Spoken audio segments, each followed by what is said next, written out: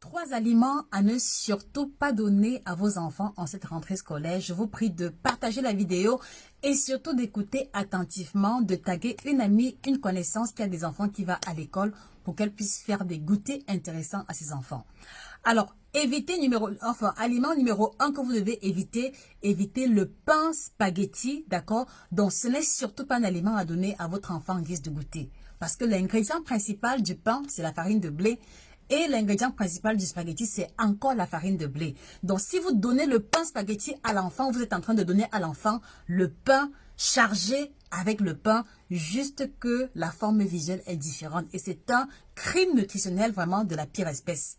Et en deuxième lieu, parce que il s'agit de la farine de blé raffinée, donc il n'y a plus de vitamines ni de sels minéraux à l'intérieur. Donc, petit déjeuner numéro 1 à éviter au goûter, on évite le pain spaghetti, on évite le pain macaroni, on évite le riz macaroni, on évite les pommes macaroni. D'accord? C'est une tautologie alimentaire.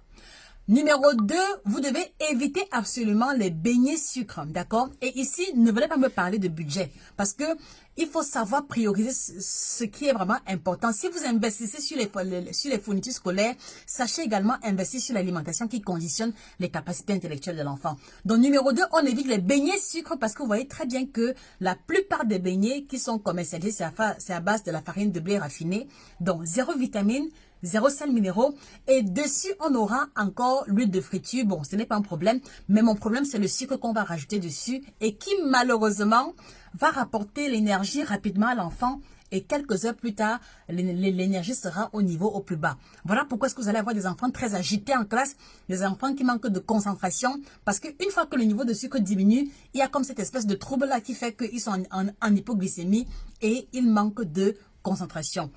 Petit déjeuner numéro 3, on va éviter les jus gazeux, les jus en sachet, même si ça coûte moins cher. Même si on vous convainc qu'il y a des fruits à l'intérieur, croyez-moi, si vous lisez attentivement les ingrédients, ce n'est pas le cas. Je parle des jus en sachet qui sont commercialisés dans les boutiques à 50 francs, 60 francs, 100 francs. Évitez absolument et trouvez le moyen de faire vous-même les jus maison. Je vous ferai d'autres recettes dans d'autres vidéos. Alors, s'il vous plaît, est-ce que vous pouvez repartager la vidéo à toutes les mamans, à toutes les connaissances, dans les groupes WhatsApp, Telegram, Facebook, où on parle d'alimentation pour que les mamans soient informées et fassent les choix stratégiques. Et mettez en commentaire qu'est-ce que vous voulez que l'on développe, d'accord, pour vous, pour l'alimentation de vos enfants en cette rentrée scolaire. C'est avec plaisir que je le ferai pour vous. C'était Josica, votre spécialiste de l'alimentation tropicale. Merci de vous abonner et on se dit excellente rentrée scolaire à vous et courage à vous, chers parents. Au revoir.